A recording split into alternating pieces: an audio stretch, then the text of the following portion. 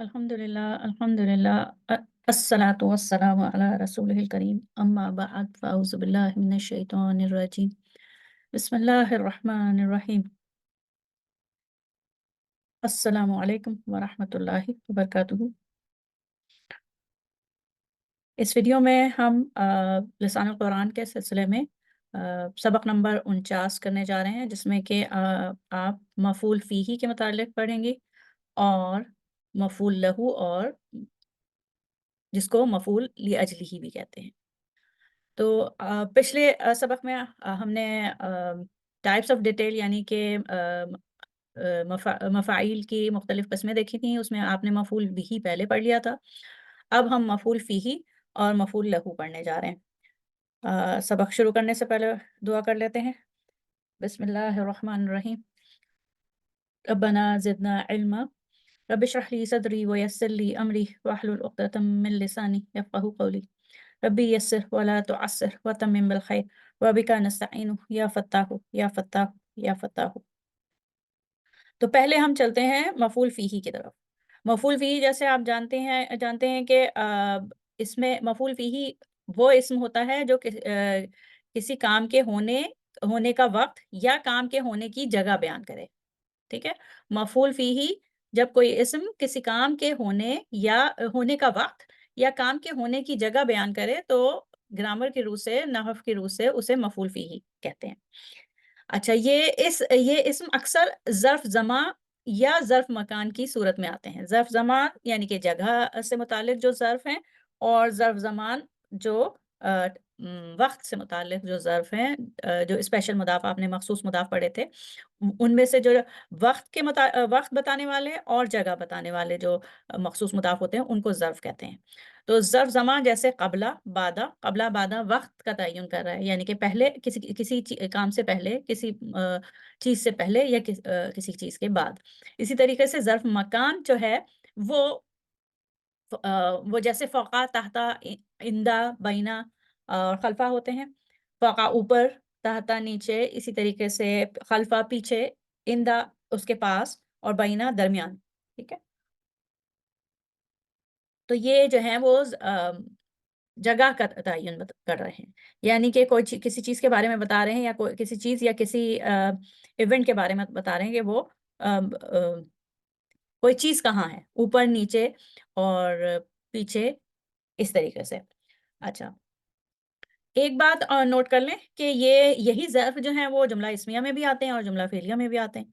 तो जब जुमला इस्मिया में आते हैं तो इनको ज़र्फ़ कहते हैं, ठीक है? इनको ज़र्फ़ कहते हैं, और ये या मुतालिक़ बिल ख़बर कहते हैं, ठीक है ना? मुतालिक़ बिल ख़बर बना लेते हैं ये। और जबकि जुमला फ़ेलिया में इनको जब ज़र्फ़ इस तरीके से आते हैं तो हम उनको मफ़ूल फ़ीही कहते हैं, ठीक है? अच्छा, अब आगे चलते हैं। ये वहाँ से है, ड्रीम बुक से, उर्दू में जो तर्जुमा है जिस ड्रीम बुक में, तो वो बताते हैं कि फ़ेल कब और कहाँ सरअंजाम दिया गया, इसकी वज़ाहत, इस बात की वज़ाहत कि फ़ेल कब और कहाँ सरअंजाम दिया गया, मफ़ूल फ़ीही कहलाती है। यानी कि वो इस्म जो जुमले में ये बता रहा होता है कि फ़ेल कब हुआ या कहाँ हुआ, तो वो मफ़ूल फ़ीही होता है। ये अक्सर जुमले में वक़्त और जगह को बयान करने वाले ख़ास मुदाफ़ की सूरत में आते हैं। वही बात कि ये ख़ास मुदाफ़, मख़सूस मुदाफ़ की सूरत में आते हैं। अच्छा, और ये एक ऐसे इस्म के तौर पर भी आ सकता है जो मुदाफ़ तो नहीं होता मगर वक़्त का तय्युन करता है। जैसे वो सुबह-शाम तिलावत करते हैं, वो सुबह-शाम तस्बीह करते हैं। तो जो जो सुबह-शाम है, ये ज़र्फ़ तो नहीं है, ठीक है ना? सुबह-शाम जो है वो ज़र्फ़ तो नहीं है, लेकिन ये बता रहे वक़्त बता रहा है किसी काम के होने का। तो ऐसे इस्म के तौर पर भी मफ़ूल फ़ीही आ सकते हैं, जो कि मुदाफ़ तो नहीं बन रहे होते, लेकिन वो वक़्त का तय्युन कर रहे होते हैं। जैसे बुकराता हूँ वासीला आता है ना, तो इस तरीके से। अब देखिए, आइए मिसालों से समझते हैं। ये निम्तु जो है वो नामा या नामू से है। निम्तु मैं सोया, ठीक है? निम्तु मैं सोया, बादा किस बाद उसके, नौमी का तुम्हारे सोने के, का जो है वो नौमी जो है वो मज़दर है, नौम नींद, और का उसका मुदाफ़िल है, ठीक है? तो निम्तु में जो है वो فعل ماضی ہے اور فاعل اس کا کیا ہے؟ انا، ٹھیک ہے نا. اور بعدہ کیا بتا رہے ہیں؟ بعدہ ظرف ہے، بعدہ ظرف ہے اور مضاف ہے، مخصوص مضاف ہے نا. نومی پھر مضاف الیہ بھی ہے اور نومی پھر دوبارہ مضاف بھی بن رہا ہے، اور اس کے بعد کا ہے. تو اس میں دیکھیے، میں تمہارے سونے کے بعد سویا، تو یہ وقت کا تعین کر رہا ہے کس وقت سویا میں؟ تمہارے سونے کے بعد. اسی طریقے سے نمتو تحت شجرت، ٹھیک ہے. اب اس میں تحت پھر وہ مخصوص مضاف بن کے آ کے بتا رہا ہے، یہ ظرف مکان ہے کہ کہاں سویا، میں کہاں سویا؟ درخت کے نیچے سویا، ٹھیک ہے. تو یہ دونوں مفعول فیہ ہوئے. اس کے بعد پھر یہ آیت ہے قرآن پاک سے، سورہ مریم سے، کلما دخل علیہا زکریا المحراب وجد عندہا رزقا. ہو سکتا ہے شاید یہ سورہ آل عمران کی ہے. تو خیر، کلما جب کبھی بھی، اچھا کلما بھی ظرف ہے، ٹھیک ہے، کلما بھی ظرف ہے، اور جب کبھی.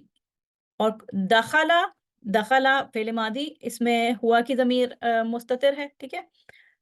اس کا فاعل کون ہے؟ زکریا. اور زکریا کیونکہ وہ ہے مبنی اسم ہے، نان فلیکسیبل ہے، ٹھیک ہے نا. تو یہ اسی طریقے سے مرفوع بھی نظر آتا ہے. تو کون داخل ہوا؟ زکریا. تو فاعل زکریا، اور جب کبھی بھی زکریا علیہ السلام ان کے حجرے میں، مریم علیہ السلام کے حجرے میں جاتے، محراب میں جاتے، ان کے حجرے میں جاتے، پھر کیا ہوتا؟ وجدہ اندہا رزقن، پاتے، وجدہ وہ پاتے، ٹھیک ہے، وجدہ وہ پاتے، کیا پاتے؟ اندہا ان کے پاس رزقن. اب یہ رزقن جو ہے، دیکھیے میں ایک منٹ میں مارکر لے لوں، دیکھیں علیہا جو ہے متعلق بالفعل ہے، ٹھیک ہے. اور کہاں داخل ہوئے؟ وہ کہاں داخل ہوئے؟ ایک منٹ، متعلق بالفعل کو ہم نیلے رنگ میں کرتے ہیں. علیہا جو ہے وہ متعلق بالفعل ہے، دخلا فعل ہے، اور زکریا فاعل. اور کہاں داخل ہوئے؟ دخلا اگر ہم فعل دیکھیں تو داخل ہونے کا عمل کہاں ہوا؟ محراب میں ہوا، ٹھیک ہے نا. تو یہاں پہ اب یہ اسم ہے، یہ ظرف نہیں، ظرف جو ہے مفعول فیہ بن کے نہیں آ رہا، بلکہ یہ ایک اسم ہے. کہاں داخل ہوئے؟ وہ محراب میں داخل ہوئے. تو یہ مفعول فیہ ہے، اور جگہ کا تعین، جگہ بتا رہا ہے کہ فعل کہاں ہوا. اور یہ محرابہ جو ہے یہ مفعول فیہ ہے، کس کے لیے؟ دخلا کے لیے، ٹھیک ہے. یہ دخلا کے لیے مفعول فیہ ہے. پھر اس کے بعد ایک اور فعل ہمارے پاس آ رہا ہے اس آیت میں، اور وہ ہے وجدہ، ٹھیک ہے. اور وہ کون وہی پاتے، زکریا علیہ السلام ہی پاتے. اور اس میں جو ہوا کی ضمیر ہے وہ زکریا علیہ السلام کی طرف جا رہی ہے، ٹھیک ہے. تو وجدہ وہ پاتے اندہا. اب یہاں پہ یہ جو اندہا ہے نا، یہ ظرف کے ساتھ پاتے، کہاں پاتے؟ اندہا، ان کے پاس پاتے، ٹھیک ہے نا. تو ان کے پاس پاتے، تو یہ جو ہے یہ مفعول فیہ ہے، کس کے لیے؟ وجدہ کا. یہ مفعول فیہ ہے وجدہ کا. اور یہ جو رزقن ہے نا، کیا چیز پاتے؟ وہ مفعول بھی ہے. وجدہ وہ پاتے، کیا پاتے؟ رزقن. تو یہ جو ہے، ایک منٹ میں یہ لکھنے کا مارکر لے لوں. یہ مفعول بھی ہے، رزقن کیا پاتے؟ مفعول بھی ہے یہ. اور اندہا ان کے پاس، تو یہ مفعول فیہ ہے، یہ مفعول فیہ ہے. اور کس کے لیے مفعول فیہ ہے؟ یہ وجدہ کے لیے مفعول فیہ ہے، ٹھیک ہے. اور یہ جو محرابہ ہے یہ مفعول فیہ ہے دخلا کے لیے، ٹھیک ہے. امید ہے سمجھ میں آ گیا ہوگا، صحیح. اچھا، اب ہم آگے چلتے ہیں.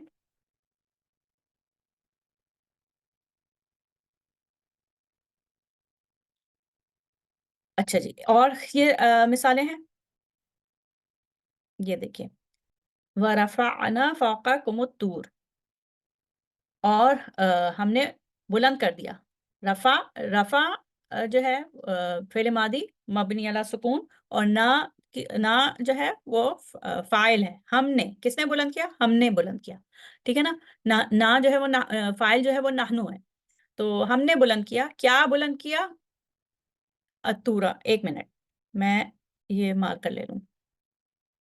تو جو یہ کوہ طور ہے یہ مفعول بھی ہے.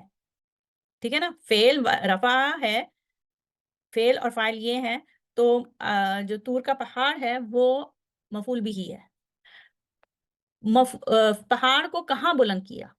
تمہارے اوپر، آپ کے اوپر، تم سب کے اوپر. آپ کے اوپر لکھا ہوا ہے یہاں پہ، کم ہے نا، تو تم سب کے اوپر، بنی اسرائیل کے اوپر نا. تو یہ جو ہے فوقکم، تم سب کے اوپر، تو یہ مفعول فیہ ہے. اور طور جو ہے وہ مفعول بھی ہے اس آیت میں. ٹھیک ہے. فوقکم دیکھیں ظرف کے ساتھ آ رہا ہے. فوقہ جو ہے مخصوص مضاف اور کم مضاف الیہ ہے. تو یہ مفعول فیہ ہے. کس کے لیے؟ رفع کے لیے. اچھا، پھر اس کے بعد انی دعوت قومی لیلا و نہارا.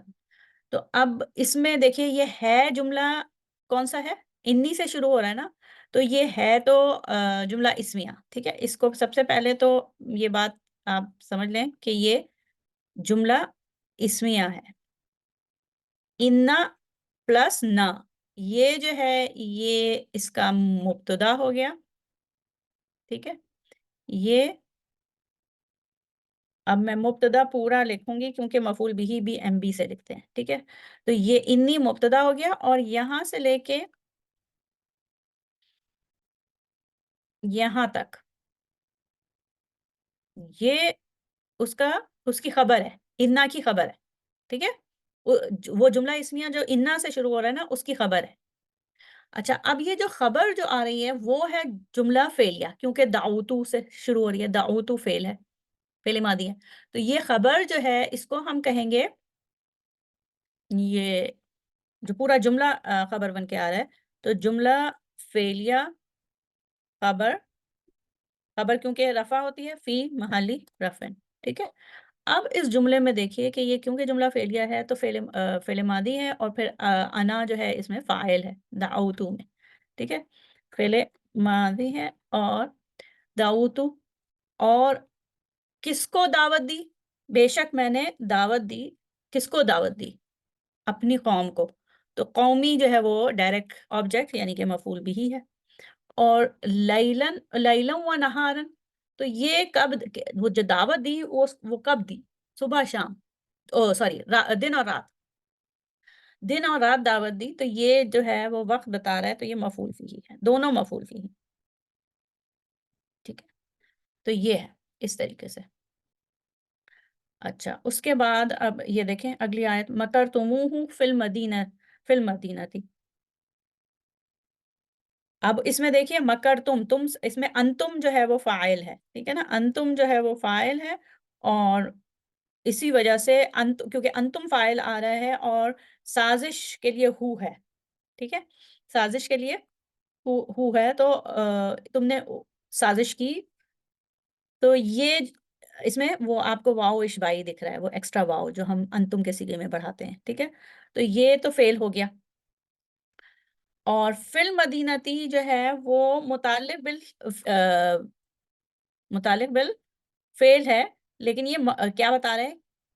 کہاں پہ سازش ہوئی؟ تم سب نے کہاں پہ سازش کی؟ تو یہ مفعول متعلق سوری مفعول فی ہی ہے، اور غیر صریح ہے. کیوں؟ کیونکہ فی کے ساتھ آ رہا ہے. ٹھیک ہے. تو یہ مفعول فی ہی ہے. اچھا جی، آگے چلتے ہیں. کوئی سوال ہو تو لائیو سیشن میں پوچھ لیجیے گا. اچھا، یہاں پہ یہ ختم ہو گیا، اور ہم آگے اب اپنے آج کے دوسرے ٹاپک پہ، یعنی کہ مفعول لہو اور مفعول لاجلہ. مفعول لہو اور نہیں ہے بلکہ دونوں ایک ہی چیز کے نام ہیں. وہ مفعول جو کہ کام ہونے کی وجہ بتاتا ہے، اس کا سبب یا علت بیان کرتا ہے. تو وہ لفظ یا کوئی جملہ، یہاں پہ اس میں یہاں پہ اضافہ کریں کہ وہ کوئی لفظ بھی ہو سکتا ہے جو کہ فعل کا سبب بیان کرے، اور کوئی جملہ بھی ہو سکتا ہے، چھوٹا جملہ، ایک جملے کے اندر مزید ایک چھوٹا جملہ، تو کوئی جملہ بھی ہو سکتا ہے جو اپنے سے پہلے آنے والے فعل کا سبب یا علت بیان کرے، تو وہ مفعول لہو یا مفعول لاجلہ ہی کہلاتا ہے۔ اچھا، یہ اکثر یہ جو مفعول لہو آتے ہیں، یہ اسم اکثر ایک منصوب مصدر کی صورت میں آتے ہیں، یعنی کہ وہ مصدر تو اسم ہی ہوتا ہے نا، آئیڈیا جو ہوتا ہے، تو مصدر جو ہوتا ہے اس کا اسٹیٹس منصوب ہوتا ہے، ظاہر ہے مفعول ہے تو منصوب ہوگا، نصب کی حالت میں ہوگا۔ البتہ کبھی یہ مصدر حرف جر کے ساتھ مجرور حالت میں بھی آتے ہیں، مفعول لہو بن کے آتے ہیں، ٹھیک ہے؟ تو یہ دونوں طریقے سے آ سکتے ہیں، ایک منصوب اسم کی طریقے سے بھی کے فارم میں بھی آ سکتے ہیں، اور حرف جر کے ساتھ بھی۔ جب یہ حرف جر کے ساتھ آتے ہیں تو غیر صریح کہلاتے ہیں، غیر صریح، اور جب منصوب مصدر کے حالت میں آتے ہیں تو صریح کہلائیں گے، ٹھیک ہے؟ اچھا، یہ اجلی ہی کو من اجلی ہی یا بی سببی ہی، یہ سمجھ لیں کہ اس وجہ سے، کیونکہ، ٹھیک ہے؟ تو یہ اس طریقے سے اس کے دوسرے نام بھی ہو سکتے ہیں۔ پھر اب یہ دیکھیں، اس کی مثال دیکھیں،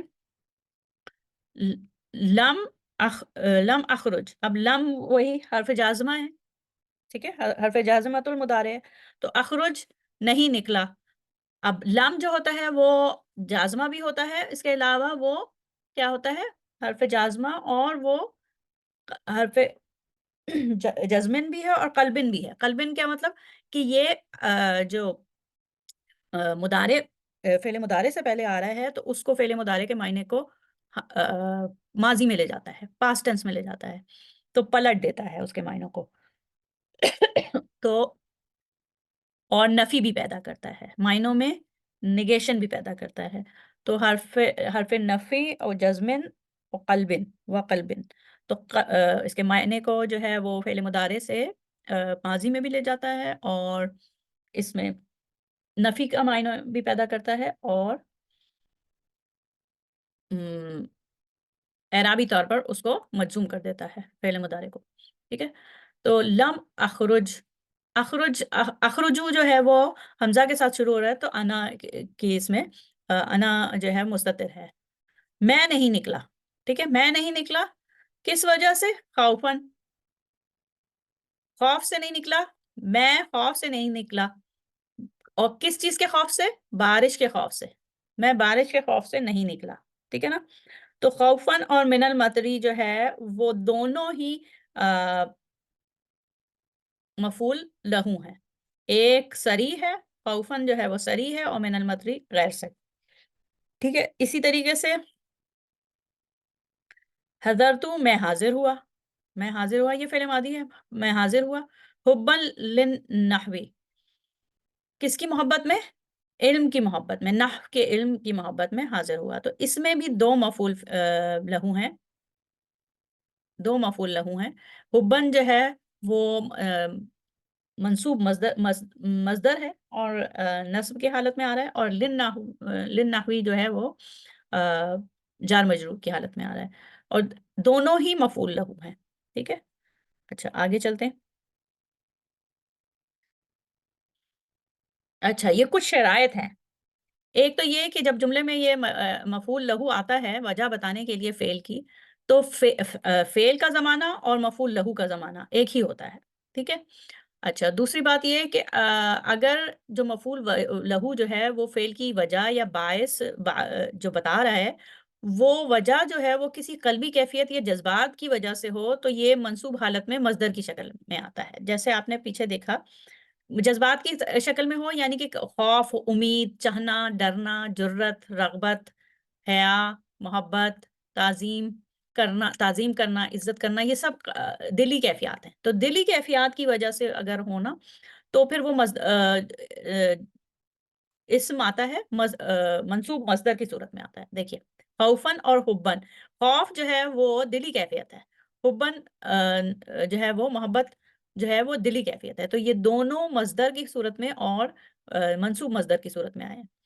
اب آگے دوسرا اس کا پڑھتے ہیں، اگر وہ وجہ جو بیان ہو رہی ہے، ٹھیک ہے، وہ وجہ جو بیان ہو رہی ہے، یعنی کہ وہ جو فعل کی وجہ بتا رہے ہیں، وہ وجہ جو ہے وہ دلی کیفیت یا باطنی کیفیت یا جذبات کی وجہ سے نہ ہو، ٹھیک ہے، وہ جذبات کی وجہ سے نہ ہو تو پھر اس کو پھر مصدر کو نصب دینا جائز نہیں ہے، بلکہ اس مصدر کو کسی ایسے حرف جر کے ساتھ مجرور کرنا واجب ہے جو تعلیل یعنی کہ سبب کے معنی دیتا ہو۔ تعلیل کسی چیز کی وجہ بیان کرنے کے لیے جو حرف جر استعمال ہوتے ہیں نا، وہ لی، من اور فی، ٹھیک ہے، لی، من اور فی، اور یہ لی، من اور فی اپنے جو بنیادی معنی ہیں نا ان کے علاوہ سبب یا علت کا، کاز اینڈ افیکٹ کو بھی ظاہر کرتے ہیں، ٹھیک ہے۔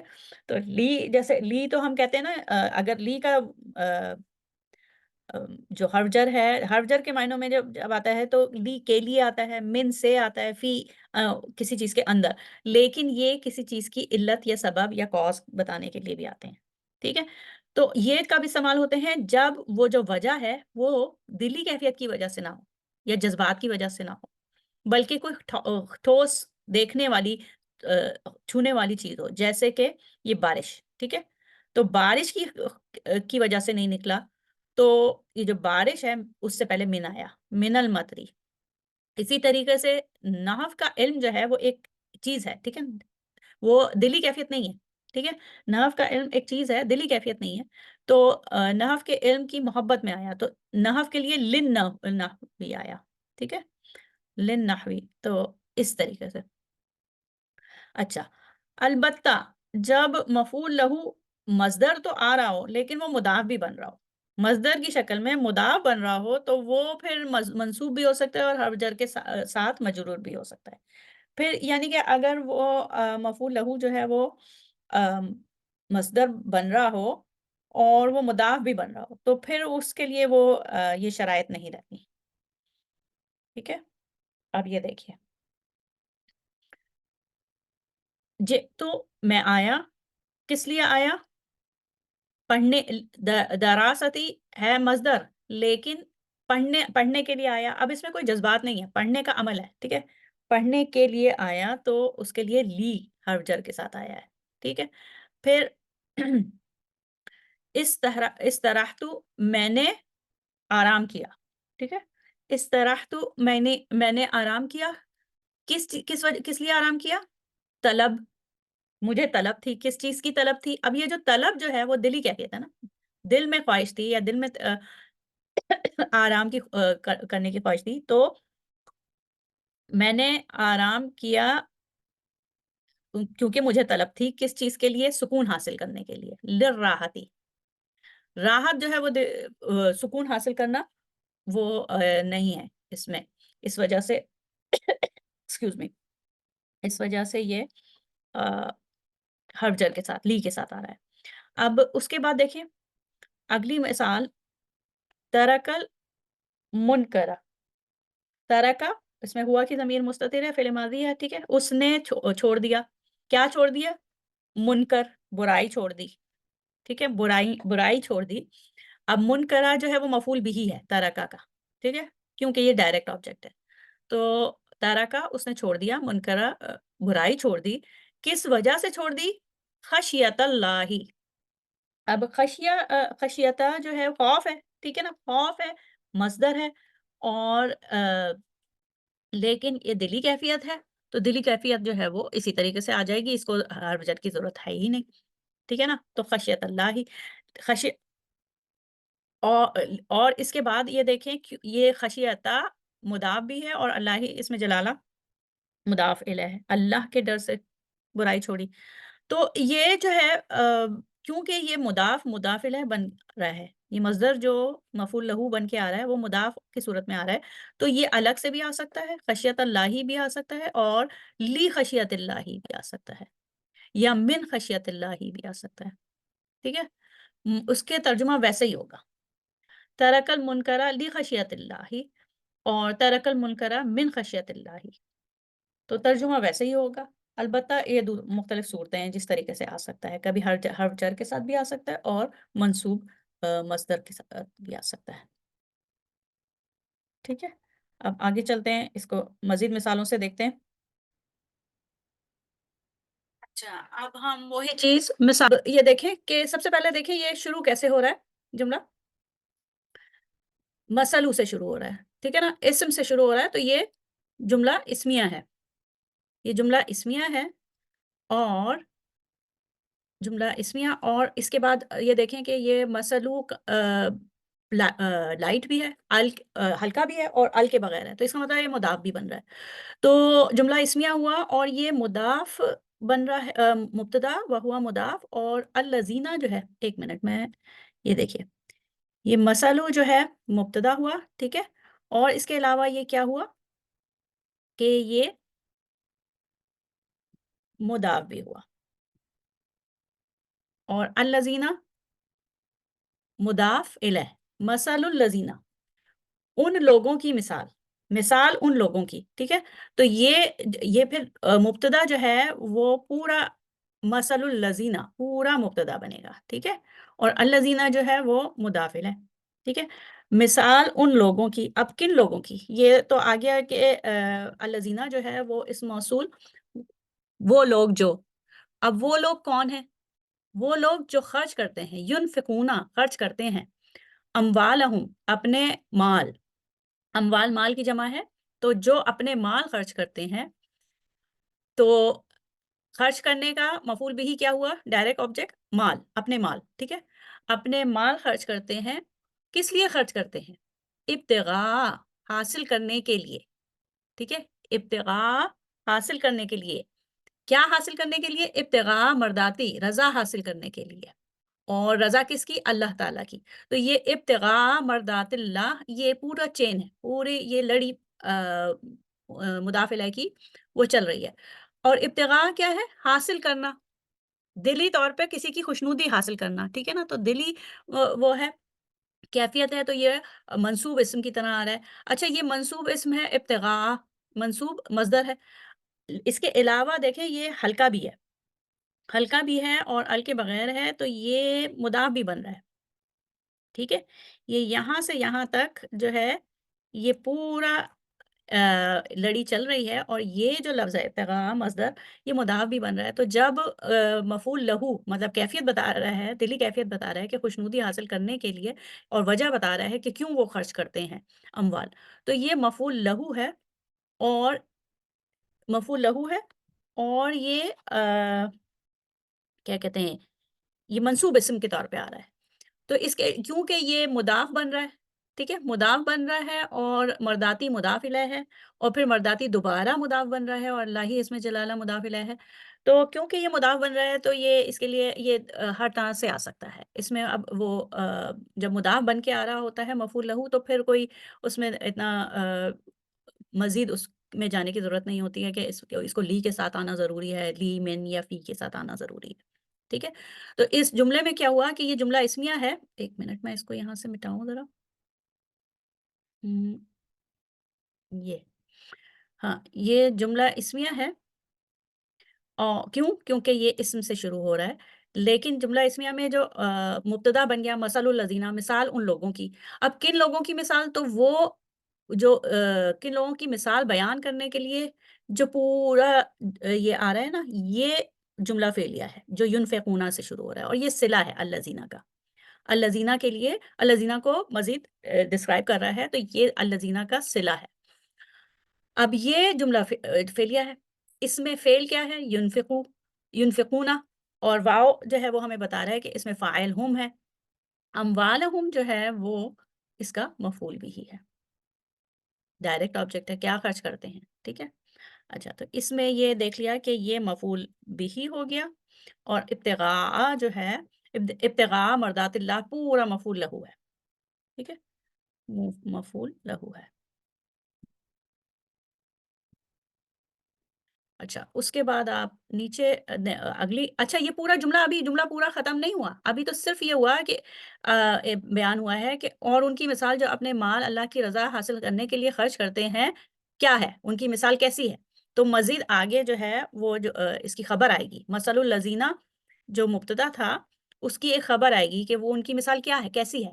تو وہ خبر وہ جو ہے وہ اگلی آیت میں آتی ہے. اچھا, جملہ یہ پورا جملہ نہیں ہے, یہاں پہ جملہ اسمیہ جو مسلو سے شروع ہوا تھا نا, وہ پورا جملہ نہیں ہے. یہ والا جو جملہ فعلیہ ہے یہ الذین کو ڈسکرائب کر رہا ہے, ٹھیک ہے. اچھا, اب آگے چلتے ہیں. یہاں پہ بس آپ یہ دیکھیں کہ جو ہمارا جیسے ٹاپک ہے وہ یہ کہ ابتغاء جو ہے وہ بتا رہا ہے وجہ خرچ کرنے کی، کہ خوشنودی حاصل کرنے کے لیے خرچ کرتے ہیں. تو ابتغاء جو ہے وہ مصدر ہے اور منصوب اسم کی طور پہ آ رہا ہے اور مضاف بھی بن رہا ہے. ٹھیک ہے. اچھا اب آگے چلتے ہیں. وَلَا تَقْتُلُوا أَوْلَادَكُمْ خَشْيَةَ إِمْلَاقٍ. اب دیکھیں اس میں بھی کیا ہے کہ خشیتہ جو ہے وہ ہے تو دلی کیفیت، اور اس لیے جو ہے وہ منصوب اسم کے طور پہ آ رہا ہے، اور اس کے علاوہ یہ وہ بھی ہے، کیا ہے، مضاف بھی بن رہا ہے. تو لی خشیتی املاقن بھی ہو سکتا ہے. تو اس تینوں طریقے سے آ سکتا ہے نا. تو یہ یہاں پہ یعنی کہ منصوب اسم کے طور پہ بھی آ سکتا ہے کیونکہ یہ مضاف بن رہا ہے. ٹھیک. اچھا اس میں تقتلو جو ہے وہ فعل ہے، اور وہ فعل امر ہے، فعل ناہی ہے لا تقتلو، اور اولادکم اپنی اولاد کو نہیں تو یہ اولادکم جو ہے وہ مفعول بھی ہے، ڈائریکٹ آبجیکٹ کے نہیں اولاد کو قتل کرو. خشیتہ جو ہے، خشیتہ وہی اس کی وجہ ہے، مفعول لہو، وہو مضاف، اور مضاف بھی ہے یہ، اور پھر املاقن مضاف ہے. ٹھیک ہے. تو اس طریقے سے ہے. اچھا پھر اس کے بعد ہے یجعلون وہ دے لیتے ہیں انگلیاں، اصابعہم انگلیاں دے لیتے ہیں، فی آذانہم اپنے کانوں میں. ٹھیک ہے. من الصواعق حذر الموت، بجلی کی کڑک کی وجہ سے، من الصواعق بجلی کی کڑک کی وجہ سے، اور موت کے خوف کی وجہ سے. تو یہ جو یجعلون تو فعل ہو گیا اور ہم فاعل ہو گیا. اصابعہم جو ہے وہ مفعول بھی ہوا، اصابعہم مفعول بھی ہوا، جیسے یہاں پہ اولادکم مفعول بھی ہے، اور فی آذانہم جو ہے وہ انگلیاں جو دیتے ہیں وہ کہاں، کانوں میں دیتے ہیں، تو وہ ویئر بتا رہا ہے نا کہاں، تو وہ مفعول فیہ ہے. فی آذانہم مفعول فیہ ہے. اور من الصواعق حذر الموت، یہ بجلی کی کڑک کی وجہ سے اور موت کے خوف کی وجہ سے، یہ دونوں جو ہیں یہ مفعول لہو ہیں. اب اس میں دیکھیں یہ جو من کے ساتھ آتا ہے نا، جو اس کے ساتھ آتا ہے، حرف جر کے ساتھ آتا ہے، تو اس کو مفعول لہو غیر صریح کہتے ہیں، اور جو منصوب اسم کے طور پہ آتا ہے، منصوب اسم بن کے آتا ہے، تو اس کو مفعول لہو صریح کہتے ہیں. یہ ابھی آپ اگلی سلائیڈ میں دیکھیں گے. ٹھیک ہے. تو یہ ہوا، میں اس کو لیبل کر دوں. یہ اصابعہم مفعول بھی ہے، وہ دے لیتے ہیں، کیا دے لیتے ہیں، انگلیاں. تو یہ مفعول بھی ہے، فی آذانہم اپنے کانوں میں دیتے ہیں، یہ مفعول فیہ ہے. اور من الصواعق، دیکھیں بجلی کی کڑک دلی کیفیت نہیں ہے، بجلی کی کڑک ایک الگ سے چیز ہے، تو وہ من کے ساتھ آیا ہے، حرف جر کے ساتھ آیا ہے. ٹھیک ہے. مفعول لہو ہے اور وہ حرف جر کے ساتھ آیا ہے. اسی طریقے سے حذر الموت، حذرہ جو ہے وہ خوف ہے. ٹھیک ہے نا.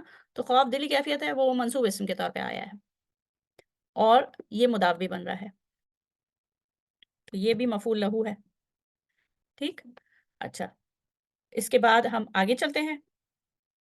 اس کے بارے میں ان مثالوں کے بارے میں اگر کوئی سوال ہو تو آپ اس میں کر لیجئے گا لائیو سیشن میں. ٹھیک ہے. تو ہم آگے چلتے ہیں. یہاں میں یہ مٹا دوں.